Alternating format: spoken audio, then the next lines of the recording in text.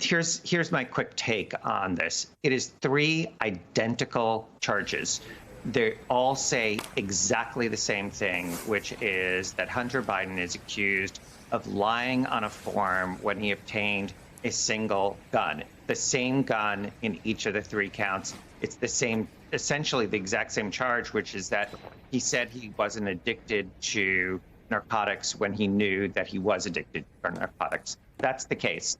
It's just charged three different ways. I think you're going to see three challenges. As Catherine and Tom said, the first challenge is going to be that this was something that now they've charged it as three felonies, but a month ago, they were willing to actually not charge this at all, to defer it. So the claim is going to be that it's barred by the agreement, the private agreement between the parties. The second argument I think you're going to see is selective prosecution, that this is really just retaliatory action for an agreement that fell apart, and in many ways because the government put in a number of provisions that the court took issue with, and now they're throwing the book at him in a way that's really abusive, that this would not happen to anyone else. And the idea that I think they're going to be helped by the fact that it's three charges for the exact same gun, for the exact same conduct. I have never seen that. I mean, it seems really over the top to me to go from a deferred prosecution agreement to we're now going to give repetitive charges on the exact same facts and the exact same gun.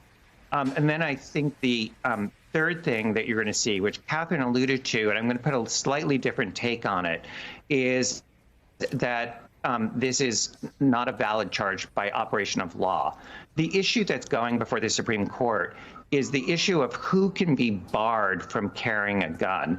And Justice Amy Coney Barrett, before she was on the Supreme Court, raised this issue that she thinks that this statute that bars certain people from carrying guns violates the Second Amendment. And the Supreme Court is going to be deciding that issue. That's not what's charged here, though. This is not a crime saying that Hunter Biden did not have the right to own the gun. It was that he lied on a form. And so that's a slightly different charge than was not allowed to possess the gun. This is about lying in connection with a gun. But the reason they think there's still going to be a legal issue is that in order for the lie to be something that can be charged criminally, it has to be material. In other words, it has to matter.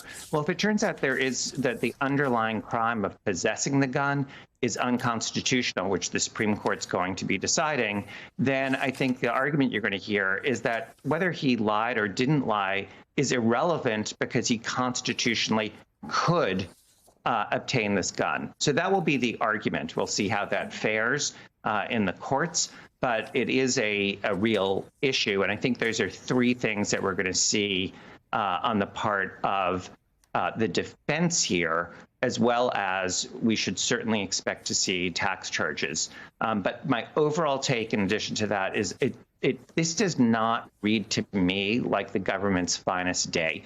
I don't think it shows an appropriate use of prosecutorial discretion to go from a deferred prosecution to three repetitive felony counts.